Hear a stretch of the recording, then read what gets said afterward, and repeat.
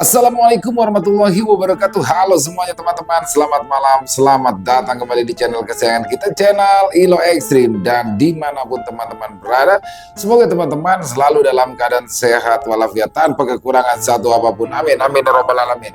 Pada kesempatan yang baik ini kami akan membawakan satu kisah dari Ibu Neneng Dewi NS, penulis asal kota Garut, Jawa Barat. Kisahnya keren banget teman-teman.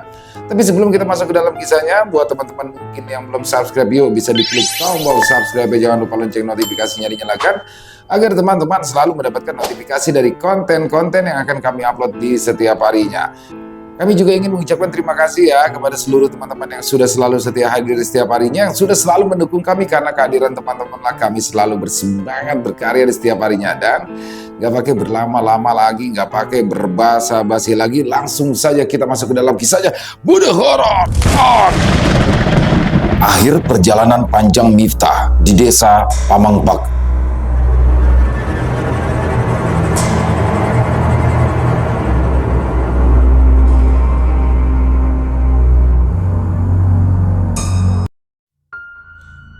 Bu Jamila memandang dengan perasaan bercampur aduk ke arah Miftah, pemuda indigo yang sedang melaksanakan kegiatan KKN di desa Pamengpek Garut itu sudah berkali-kali menyelamatkan dia dan juga Ki Jalu suaminya. Kini Miftah harus terbaring karena menderita demam tinggi setelah semalam ia digigit oleh siluman anjing saat hendak menyelamatkan Ki Jalu dari amukan warga yang hendak membakar tubuhnya. Perlahan, Bu Jamila menyelimuti Miftah setelah sebelumnya mengobati luka gigitan di tangan Miftah dan mengompres keningnya untuk membantu menurunkan demam yang dideritanya sejak semalam. Kasihan sekali kamu, Jang. Demi menyelamatkan suami saya, sampai rela harus terluka begini, bisik Bu Jamila lirih.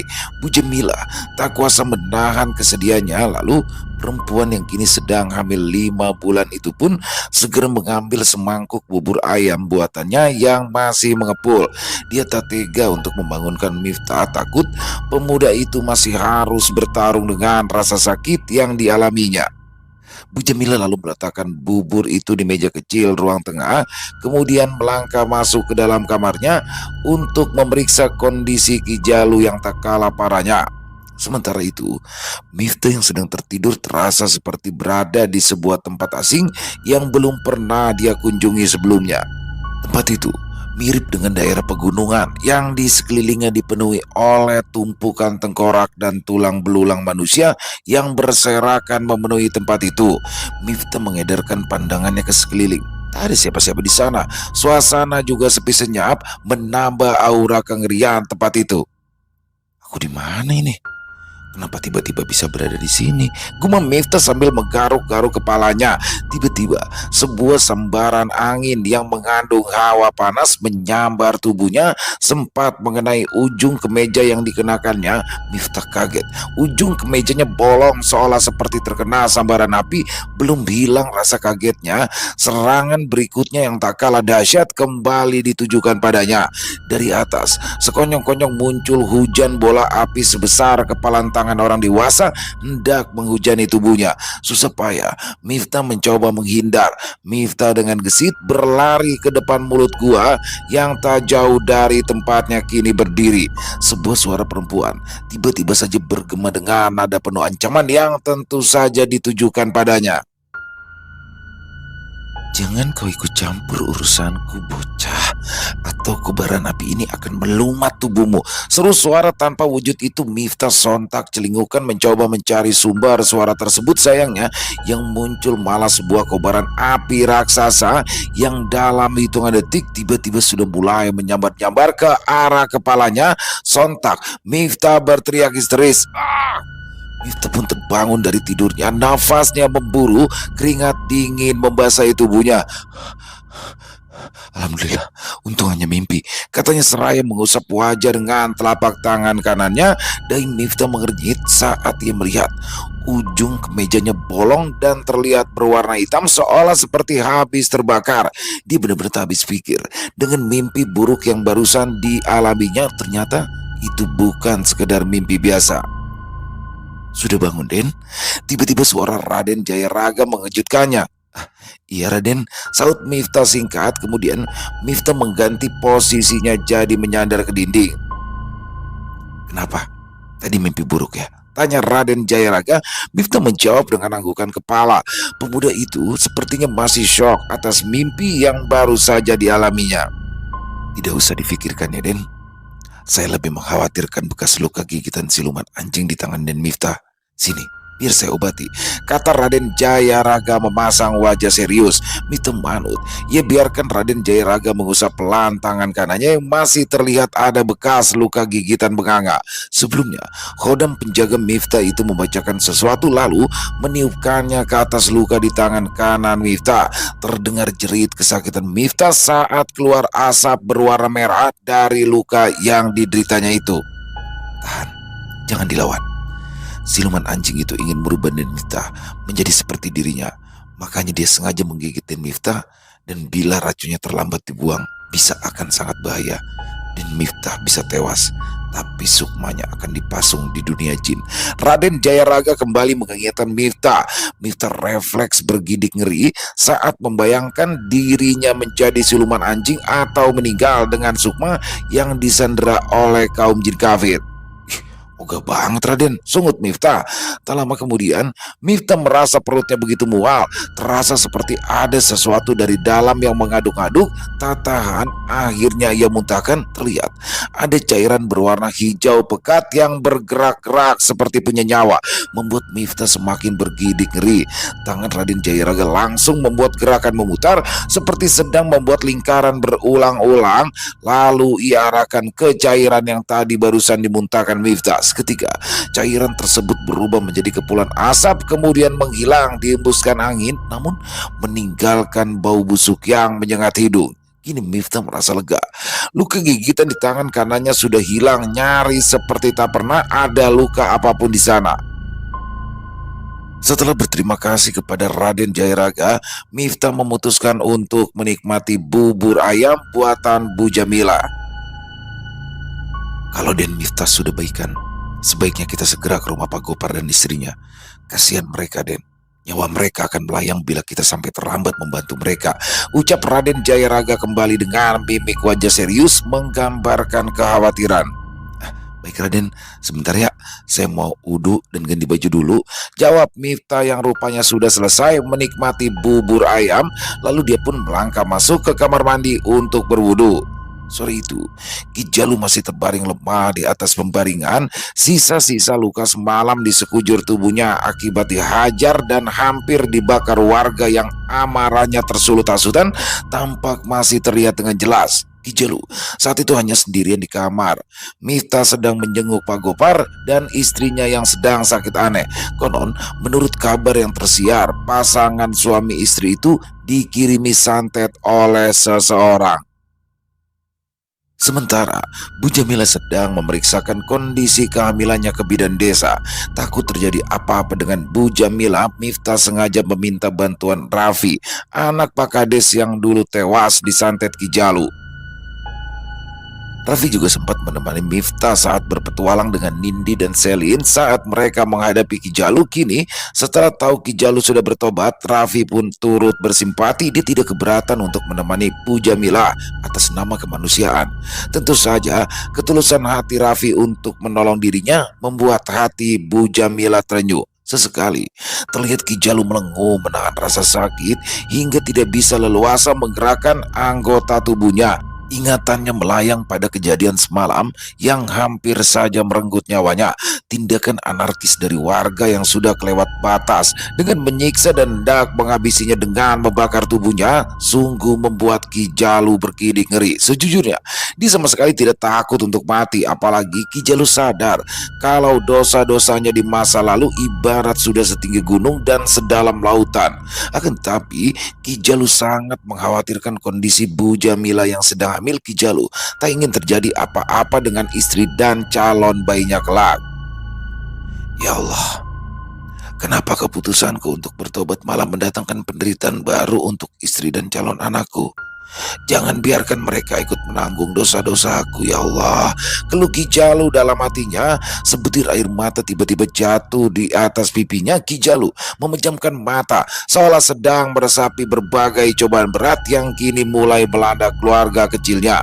Tiba-tiba saja ada rasa bimbang yang menyelusup ke dalam dirinya. Apakah keputusannya untuk bertobat ini sudah tepat? Ki Jalu benar-benar dilema. Tak lama kemudian, Ki Jalu merasakan ada semilir hawa panas yang mulai memasuki kamarnya. Kamarnya yang tadi terasa sejuk, kini malah membuatnya terasa seolah seperti dipanggang. Ki Jalu terasa seperti berada di dekat bara api yang sedang menyala hingga tubuhnya perlahan dibanjiri keringat akibat kegerahan. Ki Jalu yang mulai merasa tidak nyaman hendak bangkit. Tapi apa daya, sekujur tubuhnya masih terasa sakit untuk digerakkan. Tubuhnya juga masih terasa sangat lemah. Kedua bola mata Ki Jalu spontan membulat ketika hembusan hawa panas tersebut terasa seperti mendekat perlahan ke arahnya, bahkan sempat menyentuh selimut yang kini sedang dipakai membungkus tubuhnya. Rasa takut mulai menghampiri Ki Jalu saat ujung selimutnya yang sempat terkena hawa panas tersebut seolah seperti terbakar. Ujung selimutnya menjadi bolong seperti terkena sapuan api. Kini ujung selimut tersebut menyisakan warna hitam seperti gosong. Astagfirullah. Ki Jalu refleks mengucap istighfar ketika hawa panas itu perlahan berubah menjadi gumpalan berwarna merah seperti bara yang sedang dibakar, lalu berubah wujud menjadi sosok perempuan yang sekujur tubuhnya dibungkus oleh api berwarna merah yang menyala berkobar-kobar. Sosok perempuan cantik berpakaian api yang di atas kepalanya memakai mahkota yang bentuknya seperti lambang api tersebut tersenyum manis ke arahnya. Sayang sekali, hidupmu malah harus berakhir seperti ini, Jalu. Tiba-tiba sosok perempuan itu mengucapkan kata-kata yang menyiratkan rasa prihatin atas apa yang sudah menimpa Ki Jalu. Ki Jalu menyipitkan mata seakan hendak mengingat-ingat siapa sosok yang kini berdiri begitu jumawa di hadapannya. Akan tetapi Ki Jalu sendiri malah bingung sebab ia merasa belum pernah bertemu dengan sosok itu sebelumnya, baik sebagai musuh maupun sebagai jin perewangannya. Kamu siapa? Aku tidak mengenalmu. Ada urusan apa kau datang ke sini? Tanya Ki Jalu. Rasa mulai terancam, tak kenapa mulai menyusupi dirinya. Apalagi Ki Jalu sadar saat ini tidak ada Miftah maupun Raden Jayaraga yang akan melindunginya bila terjadi sesuatu padanya. Di luar dugaan, sosok perempuan itu sama sekali tidak tersinggung dengan semua ucapan Ki Jalu yang secara halus mengusirnya. Senyum di bibirnya yang berwarna merah malah makin mereka, memamerkan barisan giginya yang putih dan rapi. Hal itu jelas menambah nilai kecantikannya. Aku tidak berniat jahat, Jalu. Justru sebaliknya, aku ingin membantumu. Saut sosok itu seraya makin berjalan mendekat ke arah Ki Jalu yang masih terbaring di atas pembaringan. Sontak, hawa panas khas api yang menyala dan berkobar-kobar dari tubuh sosok itu semakin membuat Ki Jalu semakin tidak nyaman. Tubuh Ki Jalu mulai terasa terpanggang hingga menambah rasa sakit yang ia rasakan. Butiran keringat pun makin membanjiri tubuhnya, bercampur dengan rasa sakit akibat hajaran warga tadi malam. Hal itu sungguh menyiksa Ki Jalu. Pergilah, aku tidak butuh bantuan dari sosok jin sepertimu, usir Ki Jalu. Aku tidak bermaksud jahat, Jalu. Sosok itu kembali mengulangi ucapannya, berusaha meyakinkan kalau ia adalah sosok malaikat penolong yang datang untuk membantu Ki Jalu. Ki Jalu terdiam, lalu sosok itu melanjutkan ucapannya. Justru aku ingin menawarkanmu kerjasama, Jalu. Bagaimana? Apa kau mau? Sosok tersebut balik bertanya. Aku tidak paham apa maksudmu, jawab Ki Jalu. Aku sudah tahu tentang sepak terjangmu selama ini sebagai dukun santet yang sangat disegani di ranah Pasundan, Jalu. Dan aku berjanji akan mengembalikan seluruh kekuatan dan kesaktianmu yang sudah dibuang oleh si aksara keparat itu. Bahkan aku akan membuatmu jauh lebih hebat daripada sebelumnya. Asalkan kau mau menjadi pengikutku. Bagaimana Jalu? Kata sosok itu menjelaskan panjang lebar. Ki Jalu tercenung. Dia masih berusaha mencerna apa maksud sebenarnya dari sosok perempuan yang ada di hadapannya ini. Sampai akhirnya Ki Jalu dengan tegas menolak. Maaf, saya tidak tertarik, sahut Ki Jalu singkat, tapi sosok perempuan itu masih mencoba membujuk. Dia berharap Ki Jalu masih akan berubah pikiran. Aku adalah Dewi Api dari Gunung Ciremai, Jalu. Bukan jin perewangan rendahan seperti jin-jin lain yang pernah kau taklukan, ucap Dewi Api dengan jumawa dan sedikit membusungkan dada. Ki Jalu tersentak. Dulu dia pernah mendengar nama Dewi Api dari Gunung Ciremai. Dia salah satu calon guru yang dak ia cari untuk menambah ilmu kesaktiannya 30 tahun silam. Akan tetapi, dulu Ki Jalu muda selalu gagal untuk menemui Dewi Api secara langsung karena tak pernah berhasil menerobos ketatnya penjagaan dari para punggawa di istana megah Dewi Api yang berada di lereng Gunung Ciremai. Kini, saat Ki Jalu sudah bertekad bulat untuk bertobat, figur guru yang dulu begitu ingin ditemuinya itu malah sengaja datang menemuinya langsung, bahkan menawarkan diri untuk mengembalikan semua kekuatannya. Jelas ini adalah tawaran yang sangat menggiurkan, apalagi tingkat kesaktian Dewi Api berada satu tingkat di atas sosok Turangga, sesembahan Ki Jalu sebelumnya. Melihat Ki Jalu yang hanya terdiam, Dewi Api seperti mendapatkan celah untuk mulai mencoba membujuk laki-laki parubaya tersebut. Tolong, jangan kau tolak tawaranku ini, Jalu. Bukankah dari 30 tahun yang lalu kau ingin sekali menjadi muridku? Jangan samakan aku dengan Turangga itu yang selalu meminta tumbal bayi yang dikandung oleh istrimu. Aku kasihan melihat kondisimu sekarang, Jalu. Tandas Dewi Api. Kembali Ki Jalu terdiam, mulutnya seperti terkunci. Hal ini dimanfaatkan oleh Dewi Api untuk menghasut Ki Jalu dan membangkitkan kembali sifat-sifat jahat yang sempat ingin dikubur oleh Ki Jalu. Apa kau tak ingin membalaskan dendam pada warga yang sudah menghina dan sudah 2 kali hendak menghabisi nyawamu? Apakah kau tak kasihan melihat istrimu yang sering menangisi dirimu? Itu semua gara-gara kau bertobat, Jalu. Suara Dewi Api mulai meninggi dalam hatinya. Ki Jalu membenarkan semua ucapan dari Dewi Api, tapi Ki Jalu buru-buru istighfar dalam hati ketika muncul keinginan untuk kembali ke pilihan hidup lamanya yang jauh dari Tuhan. Setelah menarik nafas panjang, kemudian ia mengembuskannya perlahan. Akhirnya Ki Jalu menggeleng. Maaf, saya tak butuh dikasihani siapapun. Pergilah. Kembali Ki Jalu mengusir Dewi Api. Raut wajah Dewi Api yang tadinya terlihat begitu ramah dan menunjukkan senyum sontak berubah saat kembali mendengar kata-kata penolakan dari Ki Jalu. Dasar, kau manusia sombong, Jalu. Lihatlah dirimu sekarang. Sungguh menyedihkan. Sejak memutuskan bertobat, orang-orang tak lagi takut padamu. Mereka bahkan menganggapmu seonggok sampah yang harus dibuang. Kali ini Dewi Api mengeluarkan kata-kata pedas syarat hinaan yang ditujukan langsung pada Ki Jalu. Saya tidak peduli. Saya cuma ingin kembali ke jalan yang benar. Pergilah. Tidak ada gunanya kamu membujukku lagi. Saya mah bukan lagi Jalu yang dulu, kata Ki Jalu dengan tegas. Kurang ajar. Berani-beraninya kau menolak tawaranku. Lihat saja nanti kau akan menyesal, Jalu, ancam Dewi Api dengan kilatan mata menyala dan terlihat ada gambar api di kedua bola matanya. Hal itu menggambarkan besarnya amarah yang ia rasakan akibat penolakan Ki Jalu. Tiba-tiba saja Dewi Api mengembuskan api dari mulutnya yang langsung diarahkan pada tubuh Ki Jalu yang masih terbalut selimut. Sontak selimut Ki Jalu pun seperti api yang disiram oleh bensin. Ki Jalu terlihat blingsatan saat nyala api yang dahsyat tersebut tiba-tiba melahap selimut yang dikenakannya.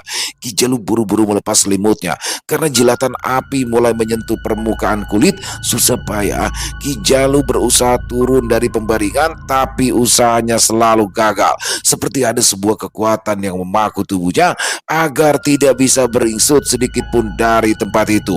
Wajah Ki Jalu mulai berubah pucat. Keringat sebesar sebesar biji jagung semakin deras membasahi tubuhnya ketika nyala api itu semakin membesar diiringi semakin kencangnya gelak tawa Dewi Api yang menertawakannya. Ki Jalu seperti tersadar kalau dia masih memiliki Tuhannya sebagai satu-satunya pelindung. Ki Jalu mulai melantunkan zikir dan wirid dalam hatinya dengan kedua mata terpejam. Ya Allah, bila seandainya hari ini adalah hari terakhir hidup hamba di dunia ini, hamba ikhlas ya Allah, kata Ki Jalu dalam hati seraya meneruskan bacaan zikir dan wirid. Tawa Dewi Api makin terdengar menggelegar memenuhi seisi kamar. Mampuslah kau Jalu, kau manusia paling bodoh yang pernah aku temui karena berani menolak keabadian hanya demi kembali kepada Tuhan yang kau yakini. Tandas Dewi Api yang sosoknya kemudian menghilang tak berbekas, namun jilatan api yang mulai membakar sebagian kamar Ki Jalu masih tertinggal. Tapi di tengah-tengah suasana genting tersebut, tiba-tiba saja sesosok macan putih berukuran tak biasa entah dari mana datangnya melompat lalu menyambar tubuh kurus Ki Jalu. Ki Jalu yang masih memejamkan matanya merasakan tubuhnya seperti dibawa terbang keluar dari kamar setelah berada di luar rumah. Sosok macan putih tersebut lalu kembali mencoba masuk ke dalam rumah Ki Jalu. Rupanya sosok itu hendak mencoba memadamkan api yang masih berkobar. Dengan cakarnya yang panjang, ekor panjangnya juga ikut dikibas-kibaskan ke segala arah untuk menghindari kobaran api tersebut menjalar ke ruangan lain. Usaha sosok macan itu pun berhasil. Lalu dengan gesitnya sosok itu pun berlari keluar rumah ke tempat di mana tadi ia meletakkan tubuh Ki Jalu. Ki Jalu yang mulai merasakan sudah tak ada lagi hawa panas yang menyentuh kulitnya langsung membuka mata. Ki Jalu sempat tersurut mundur saat tahu siapa yang kini berada di hadapannya. Ki Jaka, ucapnya seperti tidak percaya. Ya, sosok macan putih yang ukuran tubuhnya 4 kali lebih besar daripada ukuran macan biasa itu adalah Ki Jaka. Dia adalah salah satu sosok penjaga Kiai Aksara yang beberapa waktu lalu pernah jadi penyelamat Miftah saat bertarung dengan Ki Jalu. Ki Jaka langsung berubah wujudnya menjadi sosok seorang kakek-kakek yang memakai caping dan memegang sebuah tongkat di tangan kanannya. Ya, ini aku Jalu, sahut Ki Jaka singkat. Ki Jalu langsung mengambil posisi bersimpu tapi buru-buru dilarang Ki Jaka. Apa-apaan kamu ini Jalu? Jangan kau samakan aku dengan Turangga, junjunganmu dulu yang harus disembah. Kita ini sama Jalu, sama-sama hamba Allah, kata Ki Jaka. Ki Jalu menundukkan wajah. Aku teh ingin berterima kasih karena sudah menyelamatkanku, katanya pelan. Tidak usah dibesar-besarkan. Aku memang diutus Kiai Aksara untuk ikut melindungi keluargamu saat Den Miftah dan Raden Jayaraga tidak ada Jalu, sahut Ki Jaka. Ki Jalu makin dalam menundukkan wajahnya. Sebuah rasa syukur kembali menghampirinya. Terima kasih ya Allah karena selalu mendatangkan pertolongan setiap kali hamba membutuhkannya, ucap Ki Jalu dalam hatinya. Izinkan aku untuk membersihkan semua luka-luka di tubuhmu sisa semalam, termasuk luka bakar yang barusan kau alami akibat perbuatan jahat Dewi Api, pinta Ki Jaka. Baik, silakan Ki Jaka, jawab Ki Jalu dengan cepat. Ki Jaka pun kembali merubah sosoknya menjadi macan putih. Kemudian lidahnya dengan pelan menjilati sekujur tubuh Ki Jalu, terutama pada bagian bekas luka yang masih terlihat jelas di tubuh laki-laki parubaya itu. Jangan lupa kau bacakan wirid dan zikir Jalu, agar Allah memudahkan upayaku untuk membantu menyembuhkan semua luka luar di tubuhmu ini, perintah Ki Jaka. Ki Jalu hanya menjawab dengan anggukan, lalu bibirnya kembali bergetar membacakan wirid dan zikir yang ia hitung dengan ruas-ruas jari tangannya seraya memejamkan mata. Sementara itu, Miftah ditemani Raden Jayaraga sedang mencoba menyembuhkan penyakit aneh yang kini diderita oleh Pak Gopar dan istrinya. Miftah sangat prihatin melihat kondisi miris pasangan suami istri itu yang kini terlihat hanya kulit membalut tulang saja. Lalu pandangan Miftah beralih ke atas. Tiba-tiba saja seperti ada yang mencoba menariknya ke arah sana, sebuah energi negatif yang kekuatannya cukup dahsyat dan mematikan. Kedua mata Miftah menatap tajam pada dua sosok mengerikan yang bertengger di atas atap kamar Pak Gopar dan istrinya. Ada sosok kuntilanak hitam dan sosok kakek-kakek berbadan cebol dengan tubuh kurus, tapi kepalanya lebih besar dari dari badannya. Keduanya bertengger di sana, menatap penuh amarah pada Miftah. "Hei bocah, pergilah. Jangan kau ikut campur urusan kami. Kalau tidak..." Sosok kuntilanak hitam menggantung ucapannya. Miftah langsung menimpali. "Kalau tidak apa? Hmm? Apakah kamu sama kekasihmu kakek cebol ini akan membunuhku? Begitu?" Timpal Miftah setengah mengejek. Jangan kurang ajar kau bocah. Jaga ucapanmu." Kali ini sosok kakek cebol membentak Miftah. Tiba-tiba kakek cebol itu membuka mulutnya, lalu keluarlah lidah yang sangat panjang yang berasal dari mulutnya yang terbuka lebar. Lidah itu terus memanjang seperti sebuah tali yang tak putus. Kemudian tiba-tiba saja lidah yang panjang itu membelit leher Miftah dengan cepat, seperti ingin mencekik pemuda indigo tersebut. Miftah yang terkejut dan tidak menyangka akan mendapat serangan se-ekstrim itu mencoba untuk melawan. Kedua tangan yang bebas bergerak lincah hendak melepaskan cekikan lidah sosok kakek cebol itu, akan tetapi sosok kuntilanak hitam seperti sudah lebih dulu bisa membaca gerakan Miftah. Dia keburu terbang dan hendak menancapkan kuku tajam yang mirip cakar ke arah dada Miftah, membuat Miftah kewalahan sebab mendapat serangan dari dua arah sekaligus. Raden Jayaraga yang merasa nyawa majikannya itu kini terancam hendak turun tangan untuk menolong. Tapi langkahnya terhenti saat dia melihat Miftah di luar dugaan berhasil mengarahkan cincin batu akik pancawarna yang dipakainya ke atas sambil meneriakkan takbir. Tak lama berselang, dari cincin batu akik pancawarna khas Garut itu muncullah dua larik sinar berwarna hitam yang cahayanya cukup menyilaukan mata. Kemudian dua larik sinar tersebut berubah menjadi dua ekor macan kumbang berukuran sebesar kerbau dewasa. Ya, mereka adalah sepasang macan kumbang kembar penghuni cincin batu akik yang dipakai Miftah di jari manisnya. Kedua macan kumbang itu bernama Ki Cakra dan Ki Dinata yang merupakan kakak beradik. Cincin tersebut adalah pemberian dari Kiai Aksara yang hanya boleh dikeluarkan Miftah saat dalam kondisi darurat yang mengancam keselamatan jiwanya. Kiai Aksara tahu betul kalau cucunya itu setiap saat selalu saja bertarung dengan bahaya. Maka dari itu Kiai Aksara sengaja memasukkan dua sosok khodam miliknya yang berwujud macan kumbang tersebut ke dalam cincin yang dikenakan Miftah.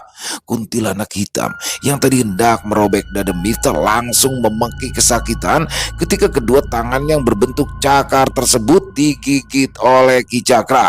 Kuntilanak hitam itu mencoba melepaskan gigitan Ki Cakra, tapi usahanya gagal. Gigi tajam dan juga runcing Ki Cakra bukan hanya berhasil menggigit kedua tangan sosok kuntilanak hitam itu, tapi juga membuat cengkraman cakar terlepas dari dada Miftah. Dan kini giliran sosoknya lah yang menjadi sasaran cabikan kuku dan gigi taring Ki Cakra. Suara teriakan kesakitan yang keluar dari sosok kuntilanak hitam sama sekali tidak diindahkan oleh Ki Cakra. Sedangkan Ki Dinata, saudaranya, tak mau kalah dengan beringas. Sosok khodam berwujud macan kumbang berwarna hitam itu melesat terbang ke atas. Ia mengincar leher sosok kakek cebol lalu menggigit bagian leher tersebut hingga sosok si kakek menjerit kesakitan. Darah berwarna kehijauan mulai menyembur dari lehernya yang hampir patah. Otomatis lilitan lidahnya yang super panjang yang tadi sempat membelit leher Miftah kini terlepas hingga membuat Miftah bersyukur bisa selamat. Tanpa menunggu lama, Ki Cakra dan Ki Dinata dengan beringas mencabik-cabik tubuh kuntilanak hitam dan kakek cebol hingga keduanya terdengar memeki kesakitan. Akan tetapi, kedua khodam penghuni batu akik pancawarna itu sama sekali tidak menggubrisnya. Mereka bahkan makin menggila dengan menggigit, mencakar, kemudian mencabik-cabik semua bagian tubuh kedua makhluk kiriman tersebut. Lalu, perlahan suara peki kesakitan keduanya pun menghilang. Suasana kini berubah hening. "Terima kasih Ki, terima kasih," kata Miftah dengan memakai bahasa telepati ke arah kedua sosok macan kumbang yang sudah menyelamatkan nyawanya itu. Miftah bergidik ngeri melihat pemandangan yang ada di depannya. Dia melihat kedua sosok macan kumbang tersebut masing-masing menggigit kepala sosok cebol yang sudah putus dan kedua tangan sosok kuntilanak hitam yang sudah terlepas dari tubuhnya. Sementara tubuh kedua sosok astral yang tadi hampir membuat kehilangan nyawa sudah berserakan di mana-mana dengan kondisi yang mengenaskan. "Tugas kami belum selesai. Kami hendak membuat perhitungan pada orang yang sudah mengirimkan santet ini. Kami permisi dulu, Den Miftah, kata Ki Cakra yang pamit seraya membungkukkan tubuhnya yang masih berwujud sosok macan kumbang. Hal itu pun diikuti oleh saudaranya Ki Dinata yang melakukan hal serupa. Sosok Ki Cakra dan Ki Dinata pun menghilang, berubah menjadi dua larik sinar yang menyilaukan. Miftah menatap kagum pada kedua sosok macan kumbang tersebut yang kini tak terlihat lagi. Sosok yang menghilang di balik tembok kamar Pak Gopar. Setelah beberapa saat mengalirkan energi murni ke sekujur tubuhnya untuk menetralisir, Miftah langsung berlari menuju Pak Gopar dan istrinya yang masih terbaring lemah seperti mayat hidup. Miftah diberikan bisikan oleh Raden Jayaraga agar menempelkan tangan kanannya ke arah Pak Gopar dan istrinya, tapi tanpa harus menyentuh mereka. Hal itu harus Miftah lakukan dari ujung rambut sampai ke ujung kaki dengan diiringi membacakan ayat-ayat ruqyah. Miftah langsung menjalankan semua petunjuk yang diberikan oleh Raden Jayaraga. Tidak lama kemudian, tiba-tiba saja tubuh Pak Gopar dan istrinya perlahan mengejang. Keduanya pun tiba-tiba bangun, terbatuk-batuk lalu memuntahkan paku berkarat, pecahan kaca, paku payung dan kala jengking yang masih hidup dari mulut mereka. Miftah sempat bergidik ngeri melihat hal itu. Baru kali ini dia melihat fenomena santet yang memasukkan benda-benda berbahaya seperti itu ke dalam tubuh seseorang. Belum hilang rasa terkejut Miftah, kembali dia dikagetkan oleh mengempisnya secara perlahan perut Pak Gopar dan istrinya. Padahal sebelumnya perut pasangan suami istri itu sangat buncit, tapi berbanding terbalik dengan tubuh mereka yang kurus kering seolah seperti mayat hidup. Miftah segera menuntun mereka untuk membacakan zikir dan wirid semampunya, sementara Miftah meminta 2 gelas air putih kepada anak Pak Gopar yang akan ia bacakan surat-surat ruqyah untuk diminum pasangan suami istri itu. Pak, Bu, minum dulu air ini ya. Jangan lupa baca basmalah sambil dalam hati minta pertolongan kesembuhan hanya kepada Allah, ucap Miftah seraya mengangsurkan 2 gelas yang sudah didoakan tersebut kepada Pak Gopar dan istrinya. Terima kasih Jang Miftah, saut Pak Gopar dengan suara bergetar menahan tangis bahagia karena kini ia dan istrinya sudah terbebas dari santet kiriman dari seseorang yang belum diketahui siapa. Istri Pak Gopar juga ikut menitikkan air mata karena kondisinya meski sangat lemah, tapi kini dia dan suaminya sudah bisa menggerakkan tubuhnya. Sama-sama Pak Gopar dan Bu Gopar. Semua ini atas izin Allah. Sekarang hanya tinggal penyembuhan fisik saja. Insya Allah besok saya akan antar untuk ke puskesmas demi untuk mendapatkan perawatan dari dokter, kata Miftah. Miftah pun lalu pamit dan bergegas pulang untuk kembali ke rumah Ki Jalu karena mengkhawatirkan kondisi Ki Jalu bila terlalu lama ditinggalkan seorang diri di rumahnya. Sementara itu, di sebuah ruangan serba hitam, tampak ada seseorang sedang duduk dalam posisi membelakangi. Di hadapan laki-laki yang juga memakai pakaian serba hitam itu, terlihat ada kembang 7 rupa, 2 ekor ayam cemani yang sudah disembelih serta dupa yang sedang dibakar hingga bau khas dupa itu pun menyeruak di dalam ruangan itu. Tiba-tiba saja terdengar suara ledakan keras hingga membuat bakaran dupa yang ada di depan laki-laki itu ikut mencelat dan orang itu pun sampai terjengkang ke belakang. Kurang ajar maneh bocah, berani-beraninya ikut campur urusan aing. Awas maneh. Laki-laki itu terlihat sangat murka, lalu ia segera mengambil posisi duduk bersila dan membacakan mantra. Datanglah kalian temui aing. Aing sedang butuh bantuan, kata laki-laki itu dengan suara setengah membentak. Saat ini hati laki-laki tersebut sedang dikuasai kemarahan yang tak lagi bisa terbendung, ibarat datangnya banjir lahar yang tak bisa dihentikan oleh siapapun. Sontak 3 sosok nenek-nenek bungkuk berwajah rusak dan sekujur tubuhnya dipenuhi borok pun muncul di hadapan laki-laki yang memakai ikat kepala berwarna hitam tersebut. Ketika wajah sosok nenek-nenek itu terlihat kembar, bahkan sangat sulit untuk bisa membedakan wajah ketiganya. Mereka bertiga adalah sosok jin jahat berkekuatan tinggi. Ketiganya dikenal dengan nama Nyai Bongko Kembar Tilu alias Nyai Bungku Kembar Tiga. Dulu, ketiganya terlahir kembar dempet tiga di dalam satu tubuh, namun kedua orang tua mereka malah membuang ketiganya saat masih bayi merah karena malu dicemooh warga. Untunglah, seorang dukun sakti berhasil menyelamatkan nyawa tiga bayi kembar Siam yang malang tersebut. Dukun itu juga merawat dan membesarkan mereka, bahkan mengajarkan aneka kesaktian aliran hitam agar ketiganya bisa membalaskan dendam. Setelah sang dukun meninggal, Nyai Bongko kembar Tilu diambil alih oleh junjungan sang dukun lalu mengangkat mereka sebagai murid. Jadilah ketiganya sosok sakti yang hatinya dipenuhi oleh rasa dendam, amarah, kebengisan, dan tak ada sedikit pun rasa kasihan. Itulah sebabnya setiap kali mereka bertarung melawan para musuh, tak ada yang dibiarkan hidup. Musuh-musuh mereka itu akan dihabisi hingga meregang nyawa. Bukan hanya itu, kondisi tubuh mereka yang dipenuhi borok, bernanah, dan sangat menjijikan itu adalah salah satu senjata andalan yang mereka miliki dan menjadi media santet yang cukup mematikan. Siapapun yang terkena santet dari Nyai Bongko kembar Tilu dipastikan akan menderita penyakit kulit aneh dengan sekujur tubuh dipenuhi borok dan bernanah.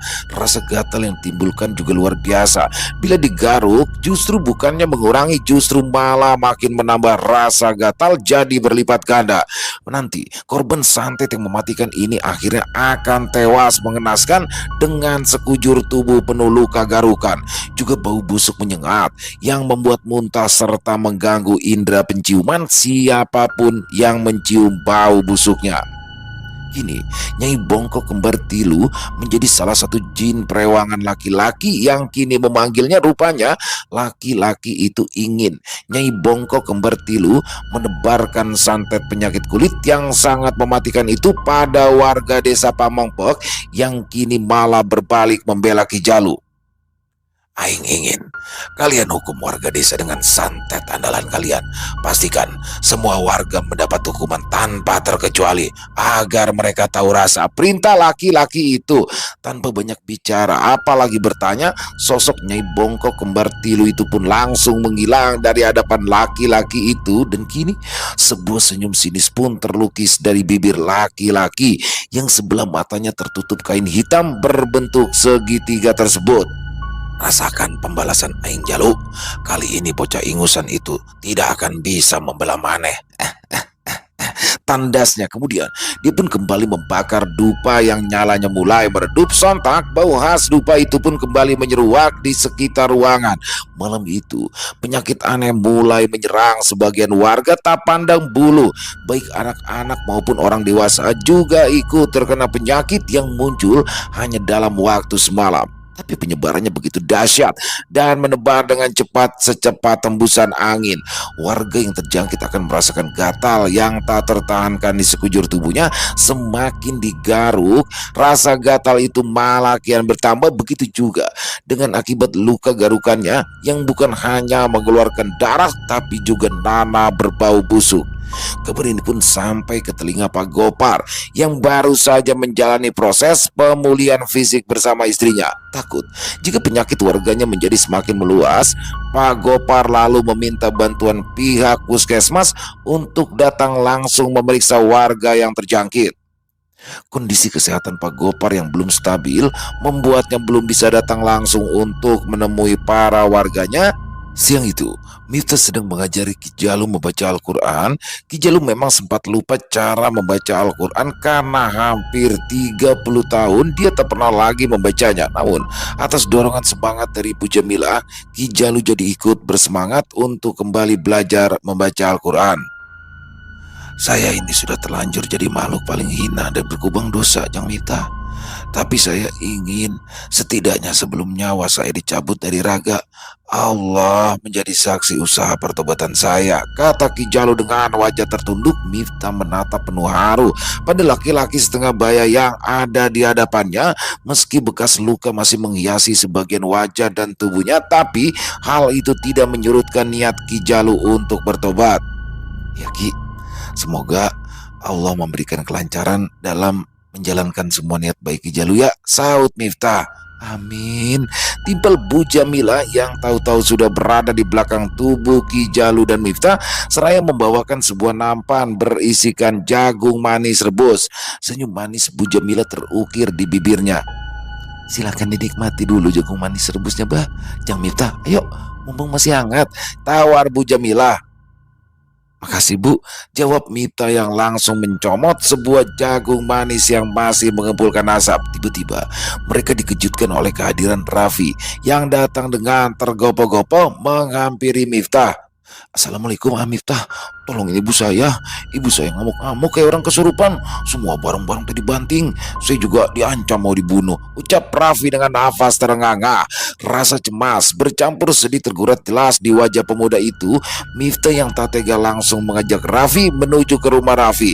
Setelah sebelumnya mereka berdua pamit ke Ki Jalu dan Bu Jamila, tiba-tiba saja perasaan Miftah menjadi merasa tidak enak. Sepanjang perjalanan menuju ke rumah Raffi, entah kenapa hatinya dipenuhi rasa was-was. Baru saja kedua kakinya berdiri di depan rumah orang tua Raffi, aura tidak mengenakan langsung menyergap Miftah. Dengan mata batinnya, Miftah melihat rumah tersebut sedang diselubungi oleh sebuah kekuatan jahat dengan aura hitam pekat. Astagfirullahaladzim, itu makhluk apaan? Gumam Miftah heran bercampur bingung. Tepat di atas genteng rumah orang tua Raffi berdiri seorang nenek-nenek bungkuk yang memiliki 3 wajah. Ya, siapa lagi kalau itu adalah sosok Nyai Bongko Kembar Tilu. Melihat kehadiran Miftah dari kejauhan, sosok Nyai Bongko Kembar Tilu refleks terkekeh kegirangan. Akhirnya pancingan aing berhasil juga membuat bocah ingusan ini datang ke sini. Ucap Nyai Bongko Kembar Tilu seraya terkekeh. Ibu kamu tadi mana, Pi? Tanya Mita seraya memalingkan wajah ke arah Raffi yang masih berdiri di sampingnya. Tadi sih masih ada di dalam rumah, saut Raffi seraya celingukan ke kiri dan ke kanan. Pemuda itu terlihat cemas karena tidak bisa menemukan keberadaan ibunya. Apa kau mencari perempuan ini, wahai bocah? Tiba-tiba saja Nyai Bongko Kembar Tilu sudah berdiri di hadapan Miftah dan Raffi sambil menyeret tubuh ibunya Raffi yang sepertinya sedang jatuh pingsan. Namun yang membuat Raffi dan Miftah kaget, sekujur tubuh ibunda Raffi dipenuhi oleh luka borok yang sebagian bernanah hingga menebar bau yang sangat busuk. Sekumpulan warga yang tadinya menyemut di dalam rumah ibunya Raffi kini bergerombol pindah ke depan rumah mereka. Semua ikut kaget melihat kondisi ibunya Raffi. Sontak, hal ini membuat Raffi marah. Belum lama dia ditinggal selama-lamanya oleh ayah kandungnya yang tewas akibat disantet oleh Ki Jalu atas suruhan pesaing sang ayah yang ingin menjadi kades. Kini dia melihat sendiri ibunya yang kondisinya begitu menyedihkan. Jangan kau sakiti ibuku, nenek peot, teriak Raffi yang tanpa tedeng aling-aling merangsek maju hendak menghampiri sosok Nyai Kembar Bongkok Tilu yang masih menyeret tubuh ibunya Raffi. Miftah yang merasakan ada bahaya yang mengancam Raffi spontan menahan tangan kanan Raffi. Jangan dekati sosok itu, Pi, dia berbahaya. Takut yang ada nanti malah kamu dan ibumu akan jadi korban, tegur Miftah. Tapi itu ibu saya. Miftah langsung memotong ucapan Raffi. Kamu percaya sama saya? Atas izin Allah, biar saya bantu ibu kamu. Kamu bantu aja dengan berdoa semampu kamu ya. Bujuk Miftah. Raffi akhirnya manut. Miftah kini menatap lurus pada sosok aneh yang ada di hadapannya. Kenapa kamu nyakitin perempuan ini sih, Nek? Memang dia salah apa sih sama nenek? Tegur Miftah sambil menatap tajam bak matalang ke arah musuhnya. Tapi sosok Nyai Kembar Bongkok Tilu itu tidak menjawab, malah langsung menyerang Miftah sambil tertawa terkekeh-kekeh memamerkan barisan gigi mereka yang hitam. Miftah sempat merasa takjub dengan kelincahan sosok Nyai Kembar Bongkok Tilu yang terus menyerangnya secara bertubi-tubi hingga sempat pemuda itu kewalahan. Bahkan tubuh jangkung Miftah sempat terlempar hingga punggungnya membentur tembok akibat dilempar oleh Nyai Bongko Kembar Tilu. Darah sempat mengucur dari sudut bibir Miftah, menandakan ia kini terkena luka dalam.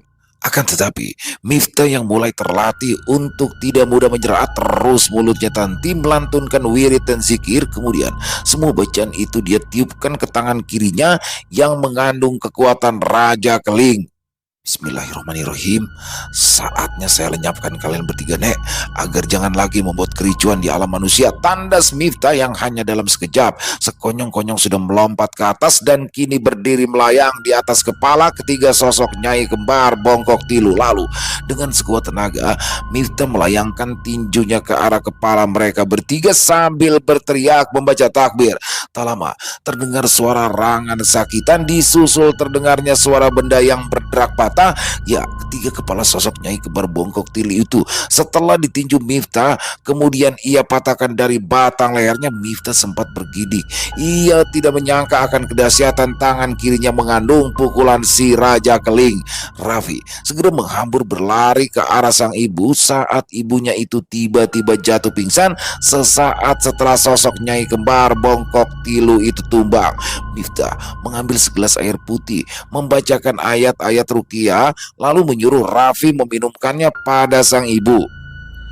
Kamu jangan khawatir ya, insya Allah atas izin Allah ibumu akan sembuh dan bebas dari santet yang hendak dikirimkan kepada beliau. Ibu Miftah pada Raffi yang masih sedih melihat ibunya yang belum kunjung sadar. Sementara itu di tempat lain, pria yang tadi mengutus Nyai Kembar Bongkok Tilu mencak-mencak saat tahu jika serangannya gagal. Begitu juga dengan usahanya mengirim santet mematikan untuk para warga lewat Nyai Kembar Bongkok Tilu. Malah akhirnya itu semua bisa dipatahkan oleh Miftah dengan mudah. Kurang ajar, aing akan menghabisi bocah bau kencur itu sekarang juga, kata laki-laki berpakaian serba hitam itu dengan emosi yang sudah berada di atas ubun-ubun. Namun tiba-tiba saja muncul dua buah larik sinar yang menyilaukan, disusul kemunculan dua ekor sosok macan kumbang. Ya, mereka adalah Ki Cakra dan Ki Dinata. Yang tanpa membuang waktu, kedua sosok macan kumbang itu pun serentak menyerang laki-laki Parubaya yang sedang berkomat kamit membacakan mantra untuk memanggil jin-jin perewangannya. Tapi nasib naas menimpanya. Tubuhnya sudah lebih dulu koyak tercabik-cabik oleh dahsyatnya gigitan dan cakaran Ki Cakra dan Ki Dinata tanpa sempat melakukan perlawanan. Keesokan harinya, warga digegerkan dengan penemuan tubuh Ki Jarwo yang tewas mengenaskan dengan kondisi tubuh tak utuh lagi, penuh luka cakaran di hutan perbatasan desa. Miftah pun memberitahu warga sebuah fakta bahwa Ki Jarwo lah si pengirim santet ke Pagopar dan istrinya. Ki Jarwo sengaja melakukan itu untuk memfitnah Ki Jalu dan untuk melenyapkan Ki Jalu. Ki Jarwo juga rupanya yang sudah menghasut warga agar menyiksa dan membakar Ki Jalu karena dia kesal rencananya gagal. Karena kehadiran Miftah, warga yang terlanjur merasa bersalah pun berbesar hati dan meminta maaf langsung kepada Ki Jalu dan Bu Jamila. Tentu saja Ki Jalu dan istrinya itu dengan ikhlas memaafkan. Saat itulah Ki Jalu merasa sangat bersyukur karena pilihannya untuk bertobat adalah keputusan terbaik. Kini Ki Jalu berjanji akan menjadi orang yang lebih baik lagi. Sementara itu Miftah yang sudah selesai dengan masa KKN-nya di desa Pamengpek akhirnya berpamitan pada Pagopar dan juga warga sekitar. Saat berpamitan pada Bu Jamila dan Ki Jalu, Miftah menyerahkan cincin batu akik pancawarna pemberian Kiai Aksara tersebut kepada Ki Jalu. Terima cincin batu akik ini ya Ki. Ini adalah amanat dari kakek saya. Semoga Allah selalu melindungi Ki Jalu sekeluarga ya, ucap Miftah sambil berbisik ke telinga Ki Jalu. Ki Jalu pun menerima cincin batu akik pancawarna itu dengan sukacita. Miftah dan rekan-rekan KKN-nya pun melambaikan tangan pada semua warga untuk kembali ke rumahnya masing-masing di kota Bandung. Selesai. Luar biasa sekali Ibu Neneng Dewi NS. Pada akhirnya Ki Jalu berhasil ya melewati seluruh cobaannya banyak banget ya ketika dia mau taubat, dan cobaan paling berat ini di terakhirnya ya teman-teman. Bagaimana di sini dia ditawari ya oleh satu sosok makhluk yang dulu dia cari-cari 30 tahun yang lalu, tapi ini datang dan menawarkan segala sesuatunya, tapi di sini ditolak oleh Ki Jalu. Dan keren banget bagaimana Miftah, perjalanan panjang Miftah di kota Pamengpek Garut ya. Jadi Miftah ini adalah asli dari Bandung yang sedang melaksanakan KKN di desa Pamengpek, dan selama berada di Pamengpek inilah dia mendapati banyak sekali kejadian-kejadian dan perjalanan spiritual yang luar biasa, sehingga bagaimana akhirnya juga menempa Miftah sendiri ya dalam dunia spiritualnya dan keren pakai banget. Ibu Neneng terima kasih atas perjalanan panjang kisah dari Ki Jalunya, ditunggu lagi kisah-kisah selanjutnya. Dan mari teman-teman kita ambil hikmah-hikmah yang baiknya saja ya dalam kisah barusan dan kita buang yang buruk-buruknya. Yang jelas perjalanan seseorang dari jahat menjadi baik atau ketika orang ingin bertobat itu pasti akan selalu banyak sekali godaan, dan alhamdulillah bagaimana Ki Jalu bisa melewati semuanya, dan semoga teman-teman semua bisa mengambil hikmah yang baik dalam kisah barusannya. Kami juga yang ingin mengucapkan terima kasih kepada seluruh teman-teman yang sudah selalu setia hadir, yang sudah selalu mendukung kami. Dan silakan buat yang punya komentar lain bisa menuliskan di dalam kolom komentar ataupun hanya sekedar saling menyapa. Insya Allah kami akan menjawab satu persatu. Buat teman-teman yang suka dengan videonya bisa diklik tombol like ya, tombol jempolnya. Dan buat yang belum subscribe, sekali lagi yuk diklik dong tombol subscribe, jangan lupa lonceng notifikasinya dinyalakan agar teman-teman selalu mendapatkan notifikasi dari konten-konten kami selanjutnya. Dan untuk channel Ilo Extreme ini kami upload tiap hari teman-teman ya, setiap malam jam 7 malam waktu Indonesia bagian Barat. Oh ya, buat teman-teman mungkin yang punya kisah horor misteri ya, apabila mungkin berkenan dibawakan di channel kami, silakan bisa mengirimkannya ke nomor telepon kami yang ada di bawah sini, dan bebas ya, dalam bentuk tulisan boleh, dalam bentuk rekaman suara boleh, senyamannya teman-teman aja pokoknya.